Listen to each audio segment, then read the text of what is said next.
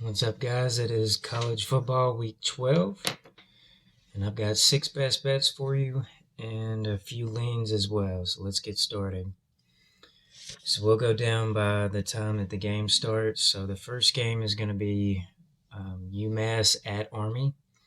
So I like a few different plays here. Officially, what we're going to take is Army first quarter over 13.5. So Army, of course, triple option. UMass is pretty devoid of talent on both sides of the ball. They just lost back-to-back to FCS teams by double digits. So they're not very competitive right now. These two teams played in 2019 and Army won 63-7. So I think this game probably turns out similarly. So UMass, really the only stat to look at is UMass is 124th in yards per carry on defense. So I think Army should be able to run up and down the field. You should get, chunk plays on the ground, probably get the full 3 possessions for the first quarter. So as long as Army scores a couple of touchdowns, or even if, their defense gives up a touchdown, we should be able to get over 13.5 for the first quarter. I also like, Army first half minus 24. I'm not sure how well their defense will play because UMass does throw the ball a little bit. So maybe you just take the first half team total for Army minus over 27.5. That's probably a good look as well. So the second game is Georgia Tech at Notre Dame. We're going to lay 17 with Notre Dame. So this line was 15.5 a few days ago. Wish I would have gotten that line. It's popping up 17.5 or 18 some places now. So try to get the 17. So Georgia Tech has been, they've played decently.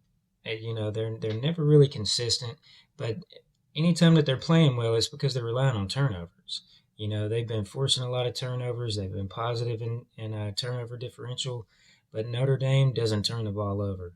They don't fumble much. They don't throw a lot of interceptions. Jack Cohn's playing way better now than he has in some of the other games. Georgia Tech is 101st in sacks on defense, and they're 115th in passing yards on offense, 123rd in yards per attempt. This team is just not very good defensively. And last year, Notre Dame beat Georgia Tech 31-13. That's an 18-point win, which is probably why the spread is 17 now. And I think that's probably similar to the game that we're going to see now. I mean, Notre Dame needs style points, to try to get into the playoff. They probably won't, but they still have a shot, I guess. And Georgia Tech lost their 7th game of the season, which a lot of times is where you'll see a team, come out flat or kind of give up since they're not going to make a bowl game. And they came out last week pretty flat. So I think we probably see more of the same. And, Notre Dame's on a 5-0 ATS streak, whereas Georgia Tech's on a 1-5 ATS streak. So I think these teams are going in opposite directions. So the third game is going to be Alabama at Arkansas. We're going to take Arkansas's team total under 19.5. So this series has been one-sided. Even when Arkansas has scored, Alabama, could still win by 30. I didn't want to take the spread here just because I don't know what I'm going to get from Alabama's offense. They're hit or miss. Alabama is 3rd on defense in yards per carry, 2.62 yards per carry. That's as good as it gets. And Arkansas is the type of team with KJ Jefferson at quarterback. They have to run the ball well to set up the pass. That's the only way their offense works. And when you see when their rushing game doesn't work, then they get shut out by Georgia. So I don't think they get shut out here, but I certainly think it's going to be hard to move the ball, and especially once they get, across midfield towards the red zone, it's really going to be hard to score touchdowns when you've got third downs and Alabama's getting sacks. So, the last 3 Arkansas scored an average of 13 points, and in 8 out of the last 10 in this series, Arkansas has failed to, cover this 19.5 team total. So let's take that team total under 19.5. The next one's going to be Minnesota -7 at Indiana, and I think that we have seen Indiana quit. This has been a really disappointing year. They've had all kinds of injuries. They can't keep a quarterback right now. And Donovan McCulley, the guy that they started last week, he got hurt during the game. He's out for the season. So they're kind of just rotating, insert guy here at quarterback. Indiana is 113th in sacks allowed. So their offense is going to have a hard time, moving the ball. Minnesota is 20th in yards per carry on defense, so they are pretty good at stopping the run. Indiana is 118th in yards per carry, so they don't run very well, so they're going to have to throw. When they do throw, Minnesota is in the top 25 in pass yards on defense. They're right at 25th in pass yards on defense, and Indiana is 107th in passing yards per game. So not only can they not run it, they can't pass. Minnesota can get to the quarterback a little bit. And Minnesota's played some pretty difficult competition and played pretty well. Nebraska, Purdue, they played close and they lost to Iowa last week.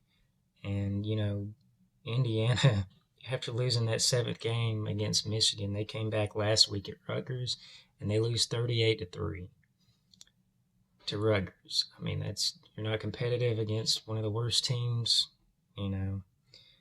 So I think this is more of the same, and I think, Minnesota can probably just line up and run the ball every play and run a little play action here and there. 7 is not too many to cover here. So let's take Minnesota -7. So the next game is going to be Appalachian State -10 at Troy. Wish I got this at 9.5 before it moved. Maybe you can still find that, but mostly 10s out there right now. So the last 3 in the series, Appalachian State has covered this number. They've won 47-10 last year. They won 48-13 the year before. And then they won by 11 3 years ago. So they've covered this number. And then the last 2 with relative ease, since Troy's offense hasn't been what it used to be. Appalachian State is 4th in sacks allowed. So, Chase Bryce has got plenty of time to throw. They don't get to him much. He can run just a little bit. And Troy, they're 6th in the whole country in sacks. So they do get to the quarterback. If they can get pressure on the quarterback, that would be the concern here. But, you saw Troy last week. They had their shot against Louisiana Lafayette, and they still lose by 2 touchdowns. And Appalachian State is slightly more explosive, and I would trust their offense to score when they get the yards a little more than ULL. And also Appalachian State is 39th in yards per carry. That's above average. That's not so bad. Troy is 103rd in yards per carry. So, we definitely have a rushing edge here for Appalachian State, and laying only 10, even on the road, kind of hard not to lay that whenever you have such a big rushing edge. Appalachian State is 30th in yards per play. Troy is 93rd in yards per play. So Troy's got to, move the ball slowly down the field. Appalachian State's got more explosiveness. So we're going to lay 10 with Appalachian State. So the last game here is going to be North Texas -10 at FIU. And, of course, you'd be thinking, North Texas is terrible. Why are we laying points with them? Well, FIU's kind of had some turmoil now. They fired Butch Davis last week, or he quit, whatever they did. They're in a situation where he's kind of come out and said, that the schools kind of sabotaged the football program. They're using used pads from some other school. They don't even have the budget to have their own pads to play with, to practice with. and I think they've quit.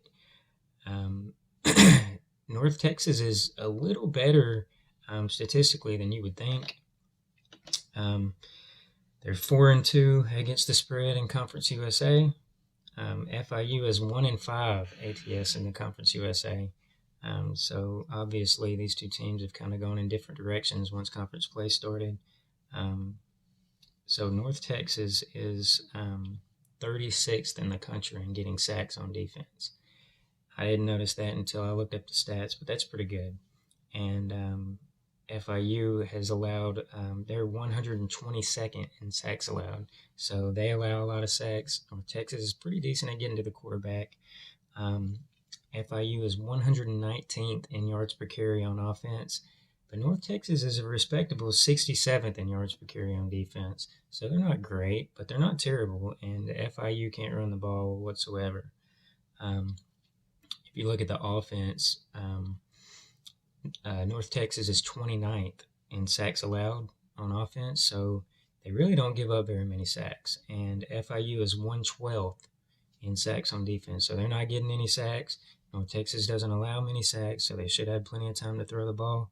And one more stat, North Texas is 15th in rushing yards in the country.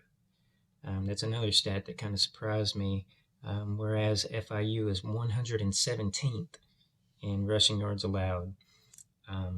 So that's a huge discrepancy there with the rushing yards, and I don't mind laying double digits even on the road with a team if there's such a big rushing edge.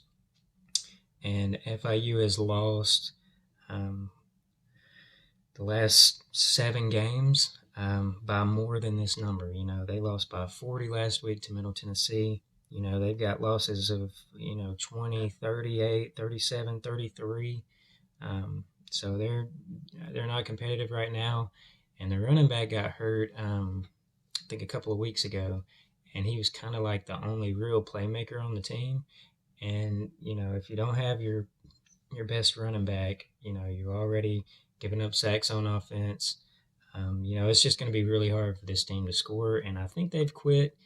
So let's take North Texas minus 10. So I'm still looking at some more leans possibly for tomorrow. I'm looking at maybe Boston College minus 2 or maybe the money line. Florida State had, a big rivalry win against Miami last week, and they've got Florida on deck. So this is a total trap spot for them. And then another one that I've been looking at is, South Carolina plus 7.5. They're at home against Auburn. And Auburn's kind of in a tough spot with the Iron Bowl on deck. And, Bo Nix got hurt for the season. They've got a couple of receivers that have been, banged up. So I haven't made a play here yet. I kind of lean South Carolina so far. And then another one is Wisconsin. Line's up to 10 now, but I feel like there's a chance that they could really lay it on Nebraska. So, follow me on Twitter. I'll put it in the description. Just in case I'm adding plays tomorrow, you'll get every one of them. Thank you.